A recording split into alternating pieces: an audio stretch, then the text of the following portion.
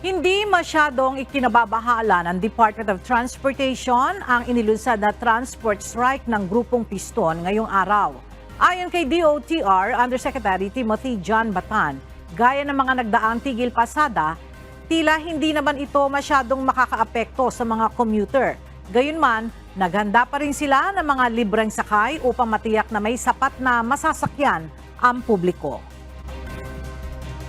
Po isa sa mahalagang klaruhin ay base po doon sa ating nakita noong Nobyembre, base po sa ating nakita earlier this year, napakarami po ng ating mga kasamahan sa sektor po ng public transport. Nandyan po ang Magnificent Seven halimbawa at ang kanilang mga miyembro, at nandyan po ang iba pa pong mga transport groups, transport cooperatives at pati po ang mga jeepney operators na nagpahayag po ng suporta sa ating PUV modernization project